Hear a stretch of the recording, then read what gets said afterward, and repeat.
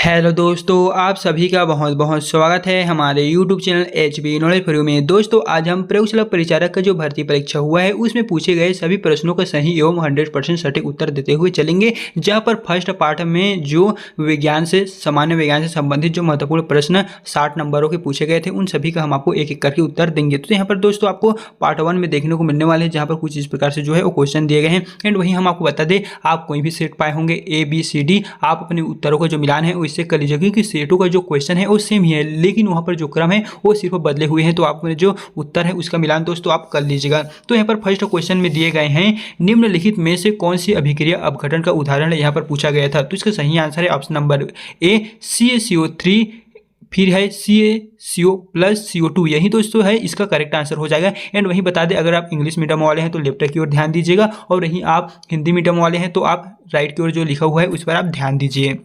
यह जो वीडियो है वो दोनों के लिए होने वाले हैं। फिर दोस्तों यहाँ पर सेकंड नंबर के क्वेश्चन में पूछा गया था, धातुओं और अधातुओं को उनके प्रयोग के आधार पर मिलाइए। यहाँ पर आपको कॉलम फर्स्ट में धातुओं के नाम के आधार पर यहाँ पर पदार्थ दिए गए हैं, और कॉलम 2 में उनका प्रयोग या विवरण दिए गए हैं। तो आपको इन सभी को क्रम के आधार पर जमाते हुए चलना है। इस तरह का दोस्तों यहाँ पर क्वेश्चन में पूछे गए थे। तो चलिए हम आपको इसका जो सही आंसर है वो मिलान करके बता देते हैं। तो यहाँ पर फर्स्ट का जो क्वेश्चन लिखा है, फर्स्ट आ जाएगा दोस्तों तीसरे नंबर पे। तांबा क्या है, तांबा का उपयोग जो है वो विद्युत तारों के लिए किया जाता है। तो फर्स्ट का यहाँ पर आ जाएगा विद्युत तारों के उपयोग में। फिर यहाँ पर पोटेशियम लिखा गया है, तो पोटेशियम आ जाएगा दोस्तों जल में तीव्रता, जो तीव्र प्रतिक्रिया देता है ये यहीं आ जाएगा सेम टू सेम। फिर है सल्फर, तो सल्फर का उपयोग जो है वो आ जाएगा औषधि और उर्वरक के लिए, यहाँ पर आ जाएगा। फिर एल्यूमिनियम ये बच रहा है, यहाँ पर आ जाएगा। इसके तो आप करेक्ट आंसर देखेंगे तो यहाँ पर दोस्तों आप देख लीजिएगा, ऑप्शन नंबर ए में जो दिए गए हैं यही इसका सही और करेक्ट आंसर है। एंड यहाँ पर तीसरे नंबर के प्रश्न में पूछा गया था, जहां पर है इनमें से कौन सी पारिस्थितिक तंत्र का जैविक घटक नहीं है। यहाँ पर 4 ऑप्शन दिए गए थे और पूछा गया था कि जैविक घटक नहीं है, तो हो जाएगा ऑप्शन नंबर ए तापमान, क्योंकि पौधे, जीव जंतु, सूक्ष्म जीव ये तीनों के तीनों ही जैविक घटक है, लेकिन पूछा गया था नहीं है, तो ऑप्शन ए जो है वो सही हो जाएगा। फिर यहाँ पर नेक्स्ट 4th नंबर के प्रश्न में दिए गए हैं एथीन, जिसका सूत्र होता है C2H4, आपको बताना है ये कौन से प्रकार का हाइड्रोकार्बन है। तो इसका सही आंसर है ऑप्शन नंबर बी, असंतृप्त, जो हो जाएगा दोस्तों अनसेचुरेटेड। यहाँ पर जो हाइड्रोकार्बन है वो यही इसका करेक्ट आंसर हो जाएगा। एंड आपने कितने क्वेश्चनों का आंसर दिए हैं और कितने आंसर छोड़ के आए हुए हैं एग्जाम में, आप में जल्दी से कमेंट बॉक्स में बता दीजिएगा। फिर यहाँ पर नेक्स्ट नंबर का क्वेश्चन में दिए गए हैं, ऊष्मा के संचरण में निम्नलिखित होने वाली प्रक्रिया को आपको पहचानना है। आपको बताना है कि जो ऊष्मा के संचरण में होते हैं जो प्रक्रिया, identify the process involve in the transmission of heat given below. दोस्तों आपको बताना है ऊष्मा के संचरण में जो प्रतिक्रिया होते हैं वो कौन कौन से हैं। तो इसका सही आंसर है हो जाएगा दोस्तों ऑप्शन नंबर, चलिए बताते हैं, वो है सी। यहाँ पर दिए गए हैं PQR चालन संवहन विकिरण, ये तीनों की तीनों ही इसका सही आंसर हो जाएगा। लेकिन जो रोधन दिए गए हैं ये गलत है, ये नहीं होते ऊष्मा के संचरण में। फिर 6वें नंबर के प्रश्न में पूछा गया था कि यहाँ पर जलीय पारिस्थितिक तंत्र में क्षेत्रीय विभाजन के लिए मुख्य रूप से कौन सा अजैविक कारक जिम्मेदार होता है। तो वो हो जाएगा दोस्तों ऑप्शन नंबर जो है वो 6वें नंबर का बी, तापमान जो होते हैं टेम्परेचर, वो अजैविक कारक जिम्मेदार होते हैं, यही इसका करेक्ट आंसर है। फिर 7वें नंबर के प्रश्न में पूछा गया था, तंत्रिका आवेग के संचरण का सही क्रम क्या है। यहाँ पर कुछ तंत्रिका आवेग दिए गए हैं और आपको इन सभी को क्रम में व्यवस्थित करना है। इस तरह का जो क्वेश्चन है वो इसमें पूछा गया था। चलिए हम आपको इसको जो क्रम है वो व्यवस्थित करके दिखाते हैं। तो इसका जो सही क्रम आ जाएगा, फर्स्ट में आ जाएगा दोस्तों ग्राही। यहाँ पर जो ग्राही दिए गए हैं ये फर्स्ट नंबर पे आ जाएगा। चलिए मिलाते हैं। फिर उसके पश्चात ये पहला मान लेते हैं, फिर संवेदी तंत्रिका जो होगी इसे दूसरा मान लेते हैं। फिर उसके पश्चात है स्पाइनल कार्ड, ये तीसरे नंबर पे आएगा, और चौथे नंबर पे आएगा मोटर तंत्रिका, और 5वें नंबर पे आएगा पेशी। इस तरह जो दोस्तों आपको देखने को मिल रहा है 7वें नंबर का ऑप्शन डी, यहाँ से आप मिलान कर लीजिएगा, यही दोस्तों इसका जो है वो करेक्ट आंसर हो जाएगा। एंड वही बता दें आपने कितने क्वेश्चनों का आंसर छोड़े हैं, कितने बनाए हैं, जल्दी से आप हमें कमेंट में बता दीजिए। फिर यहाँ पर नेक्स्ट नंबर का क्वेश्चन है 8वें नंबर में दिए गए हैं, निम्नलिखित में से कौन से प्राणी जो है वो ऊतक है, पेशिया, तंत्रिका, इस तरह यहाँ पर आपको दिए गए थे। तो इसका सही आंसर हो जाएगा ऑप्शन नंबर ए, जे और के, पेशिया ऊतक और तंत्रिका ऊतक, ये दोनों ही प्राणी ऊतक है। बाकी जो दिए गए हैं ये नहीं हो जाएगा। ऑप्शन आप ए को देखिए, जे के, यही दोस्तों इसका राइट आंसर हो जाएगा। फिर यहाँ पर 90वें नंबर के प्रश्न में पूछा गया था कि निम्नलिखित पदार्थों को पीएच मान के बढ़ते हुए क्रम में आपको व्यवस्थित करना है। इस तरह का जो क्वेश्चन है वो पूछा गया था। चलिए हम आपको व्यवस्थित करके सभी को एक एक करके बताते हैं। तो पहले नंबर पे आ जाएगा HCl, ये फर्स्ट क्रम में होगा।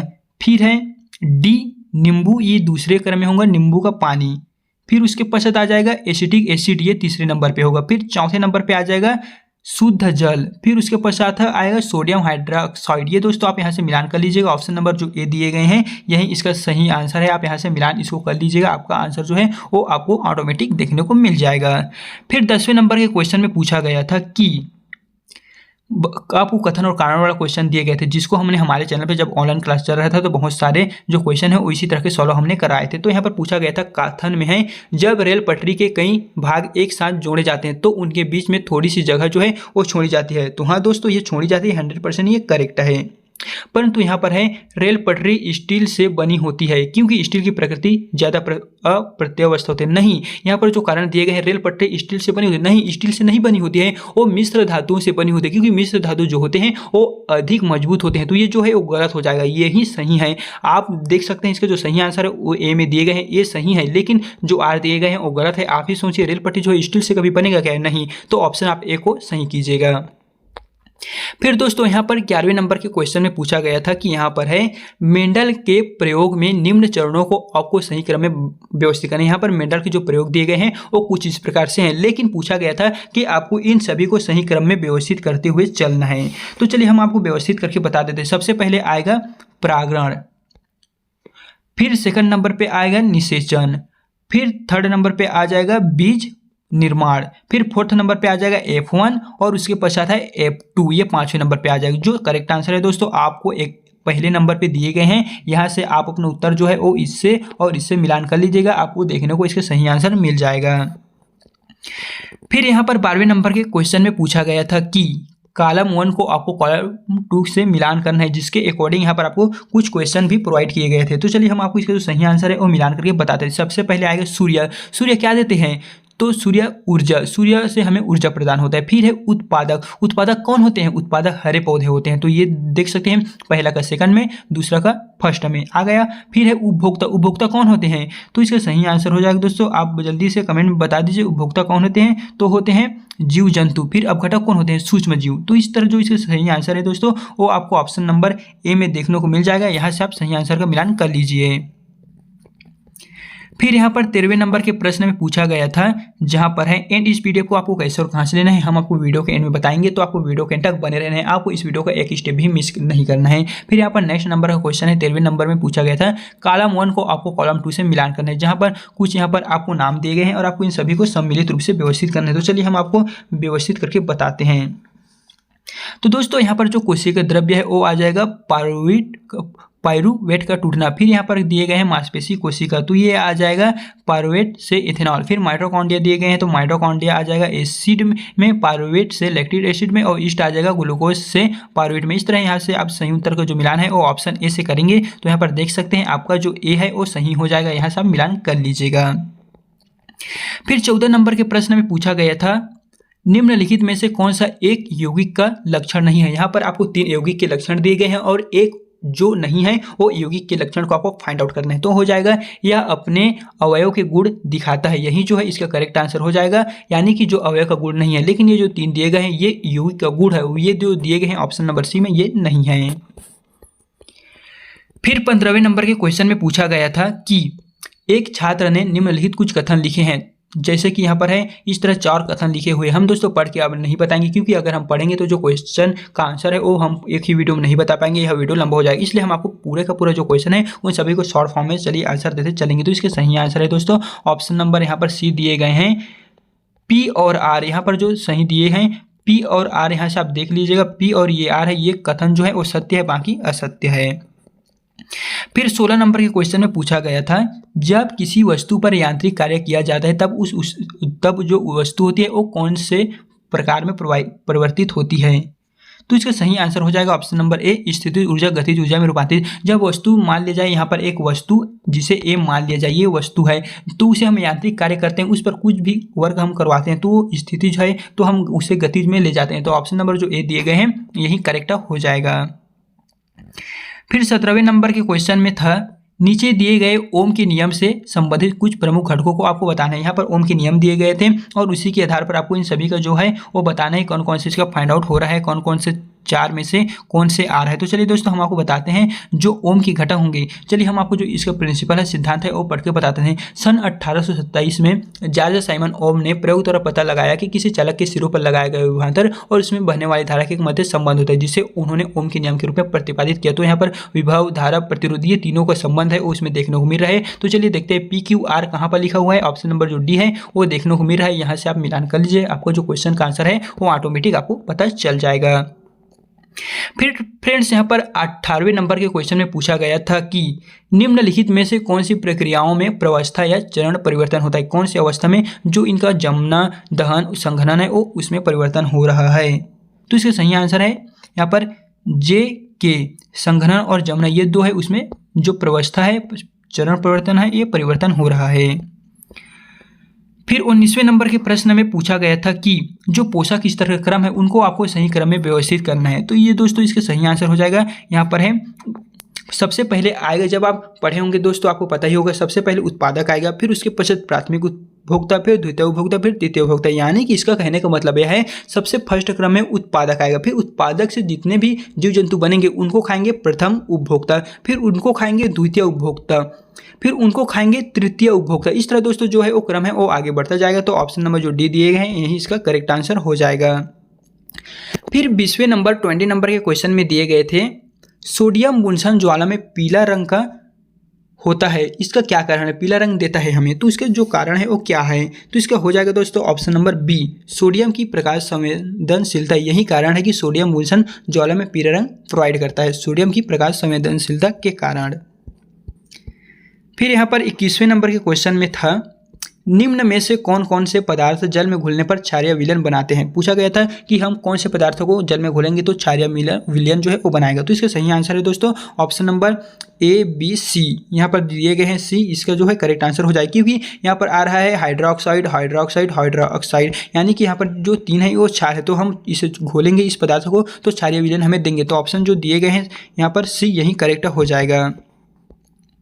फिर यहाँ पर 22वें नंबर के क्वेश्चन में कॉलम और कॉलम 2 को मिलान करने वाला जो क्वेश्चन था वो पूछा गया था, जैसे कि यहाँ पर स्तंभ 1 और स्तंभ 2 है। तो चलिए हम यहाँ से इसका जो मिलान है वो करके आपको बता देते हैं। तो पहले नंबर का जो क्वेश्चन है 0 केल्विन, तो ये आ जाएगा दोस्तों। दूसरे नंबर में -273 डिग्री सेल्सियस। फिर है पानी का क्वथनांक 100 डिग्री सेल्सियस, 100 डिग्री सेल्सियस।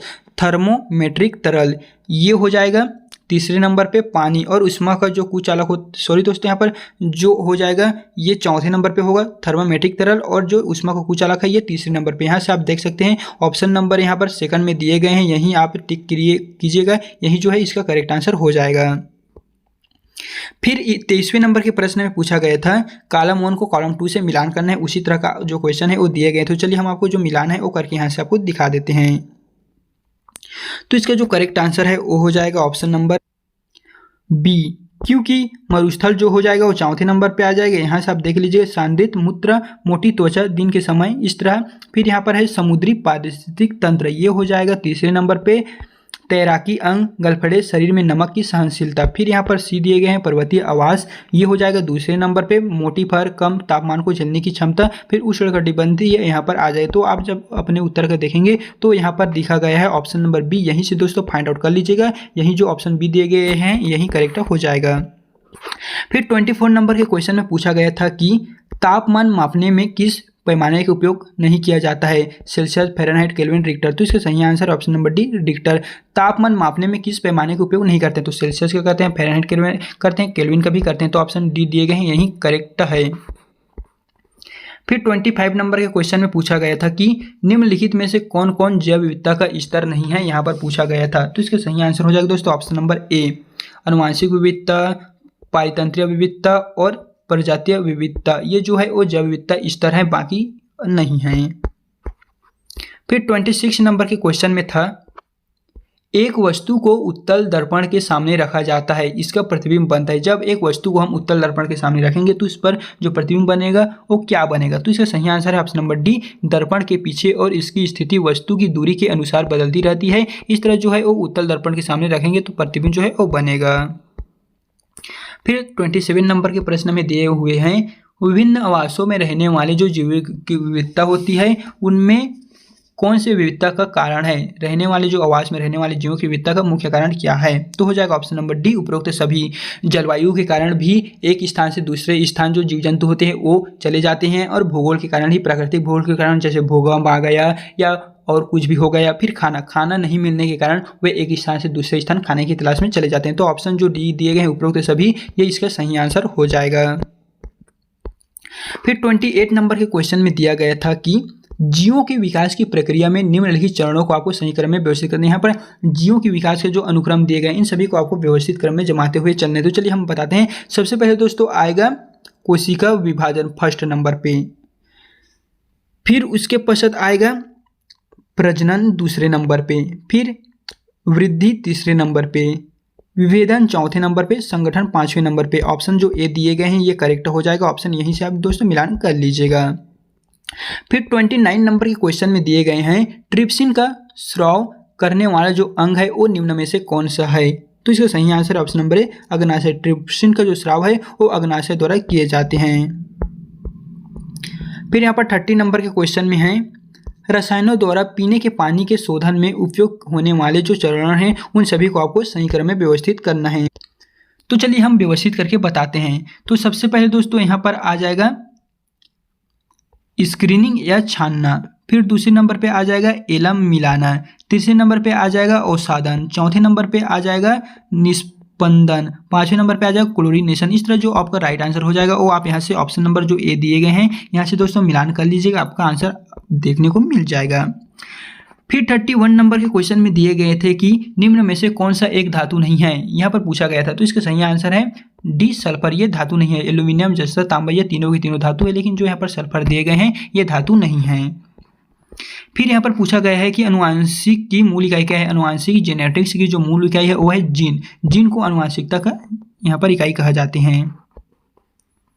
फिर यहाँ पर 33 नंबर के क्वेश्चन में है निम्नलिखित में से कौन एक विद्युत का अच्छा सुचालक है? यानी कि वह ऑप्शन बताना है जहां पर विद्युत का प्रवाह जो है वो हो जाता है। तो है तांबा, क्योंकि प्लास्टिक में नहीं होगा, कांच में भी नहीं होगा, रबड़ में भी नहीं होगा। तो ऑप्शन जो बी दिए गए हैं यही दोस्तों करेक्ट आप ले लीजिएगा। फिर 34 नंबर के क्वेश्चन में दिया गया था वह उपकरण जो कि की गई यात्रा की दूरी को मापता है क्या कहलाता है? तो है स्पीडोमीटर। स्पीड बताता है। वह उपकरण जो यात्रा की दूरी को मापता है वह स्पीडोमीटर कहलाता है। स्पीड हमें बताता है। ऑप्शन जो बी दिए गए हैं यहाँ से आप देख लीजिएगा। एंड 35 नंबर के क्वेश्चन में है निम्नलिखित आयनिक यौगिकों में परमाणुओं द्वारा प्राप्त किए गए या खोए गए जो इलेक्ट्रॉनों की संख्या है उसके आधार पर आप हमें उत्तर दीजिएगा। तो 35 नंबर का जो सही आंसर है चलिए हम आपको बताते हैं। वह ऑप्शन नंबर यहाँ पर बी दिए गए हैं। केवल के और एम सही है। यहाँ से देख लीजिए दोस्तों के और के एम यहाँ पर लिखे हुए हैं, आप देख लीजिएगा। अगर हम पढ़ाने जाएं तो पूरा का पूरा जो टाइम है वो वेस्ट हो जाएगा। तो हम आपको सीधा सटीक और सही उत्तर जो है वो देते हम चलेंगे। फिर यहाँ पर पूछा गया था किसी तत्व की परमाणु संख्या निम्नलिखित में से संख्या को दर्शाती है? तो है प्रोटॉन। प्रोटॉन जो है किसी तत्व की परमाणु संख्या प्रोटॉन की संख्या को दर्शाती है। ऑप्शन जो बी दिए गए हैं यही करेक्ट है।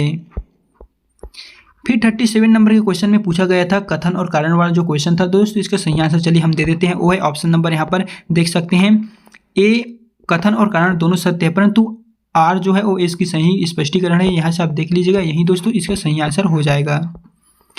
फिर 38 नंबर के क्वेश्चन में दिए गए थे कि आपको इसी तरह कथन और कारण वाले जो क्वेश्चन दिए गए थे और इनका मिलान करने को पूछा गया था। तो इसका सही आंसर है ऑप्शन नंबर डी। ए, एस और आर दोनों सही है, परंतु आर ए की सही व्याख्या करता है। इस तरह दोस्तों आप देख लीजिएगा, इसका जो सही आंसर है वो ऑप्शन नंबर डी हो जाएगा।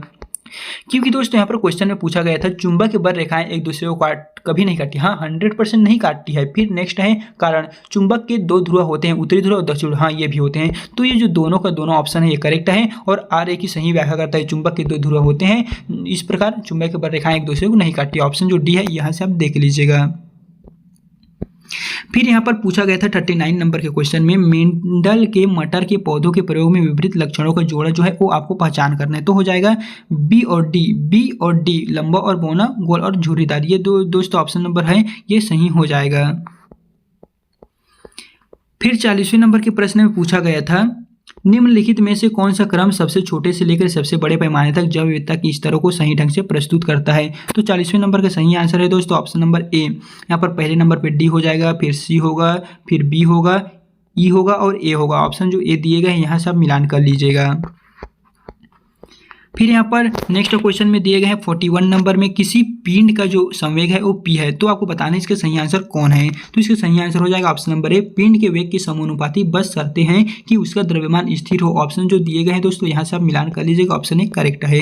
फिर यहाँ पर 42 नंबर का सही आंसर है कोशिकाओं की खोज किसने की, तो है रॉबर्ट हुक। कोशिकाओं की खोज रॉबर्ट हुक ने की थी, ऑप्शन जो सी है वो करेक्ट हो जाएगा। तो दोस्तों इस तरह हमने आपको टॉप इंपॉर्टेंट जो क्वेश्चन आए हुए थे उन सभी का आंसर बता दिए हैं। एंड बता दें जो 43 से लेकर 60 तक की और क्वेश्चन इनका आधा है, उसके बारे में हम आपको जो फोटो है वो टेलीग्राम और व्हाट्सएप में डाल देंगे, जिसके लिंक को हम अपने डिस्क्रिप्शन में डाल दें। यह वीडियो लंबा हो जाएगा इसलिए हम आपको पूरा का पूरा जो है नहीं बता रहे हैं। एंड यदि हमने किसी क्वेश्चन के आंसर को आपको गलत बता दिए होंगे तो प्लीज़ आप हमें सही आंसर कमेंट बॉक्स में बता दीजिएगा, ताकि हमारे द्वारा किसी भी स्टूडेंट को पढ़ते समय कोई भी प्रॉब्लम ना हो। एंड दोस्तों हमने जो आंसर के सही बता दिए हैं वो एक्सपेक्टेड रहने वाले, जब व्यापम की ओर से ऑफिशियली कट ऑफ जारी होगा, मॉडल आंसर की जारी होगा, तो इसे आपको प्रमाणिक मानना है। तो फ्रेंड्स अगर वीडियो पसंद आए तो वीडियो को लाइक करना ना भूले, और यदि आपको किसी भी तरह का कोई भी डाउट आता है, कोई भी प्रॉब्लम आता है, तो आप हमें निसंदेह कमेंट बॉक्स में कमेंट कीजिएगा। एंड इसके पश्चात हम जो वीडियो लाएंगे उसमें छत्तीसगढ़ सामान्य ज्ञान से संबंधित जो 40 नंबरों के और 40 महत्वपूर्ण प्रश्न पूछे गए थे उन सभी को हम आपको सही और सटीक आंसर के साथ बताते हुए चलेंगे। तो फ्रेंड्स अगर अभी तक आपने हमारे चैनल को सब्सक्राइब नहीं किए हुए हैं तो जल्दी से आप हमारे यूट्यूब चैनल को सब्सक्राइब करके रख लीजिए, ताकि इस चैनल के माध्यम से रिजल्ट आएगा, मॉडल आंसर की जारी होगा, कट ऑफ कितना जाएगा, इन सभी के बारे में जो वीडियो आएगा वो इसी चैनल पर आपको सबसे पहले देखने को मिलेगा।